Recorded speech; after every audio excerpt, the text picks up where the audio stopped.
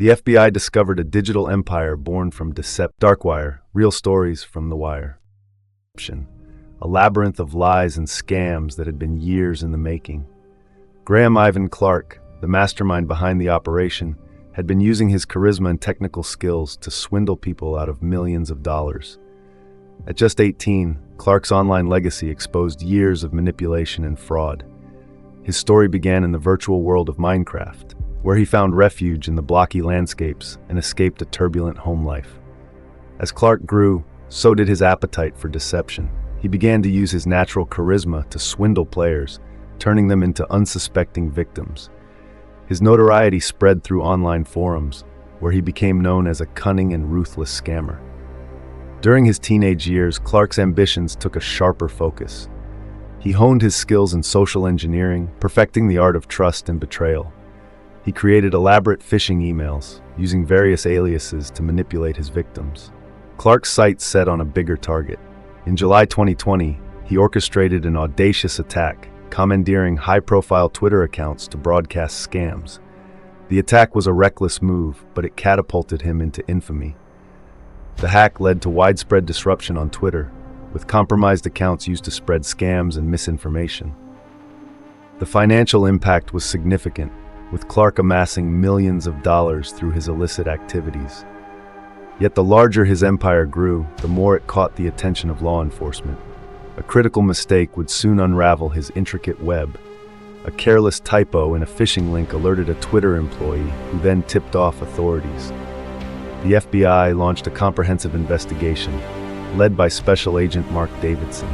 The agents worked tirelessly to track down Clark, following a digital trail that led them from Florida to the dark web. Clark's empire began to crumble. The FBI worked with Twitter to identify the compromised accounts and shut them down. They also worked with financial institutions to freeze Clark's assets and prevent him from laundering his ill-gotten gains. In the dawn's early light, agents closed in, coordinated to perfection. They arrived at Clark's house, a modest suburban home in a quiet neighborhood. The raid was swift. Within minutes, Clark was in cuffs, his digital reign abruptly ended.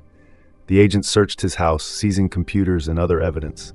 Inside, Clark was caught off guard. He was led away in handcuffs, his face expressionless. The trial was a dramatic showcase of digital deceit. Testimonies revealed the depth of Clark's operations, and the financial damage was staggering. Tens of millions of dollars in cryptocurrency had been siphoned from victims. The prosecutor, Rachel M. Rojas, presented evidence of Clark's crimes.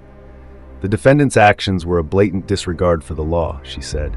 He used his skills to manipulate and deceive, causing harm to countless individuals. Clark's defense portrayed him as a misguided youth, led astray by the allure of quick wealth. But the evidence was overwhelming, and Clark was found guilty of 30 felony charges. Graham Ivan Clark was sentenced to 3 years in a juvenile facility, followed by probation. His fall from the heights of digital infamy to a cell was complete. But Clark's arrest was only the beginning. The investigation unveiled an underground network, trading in stolen data and more.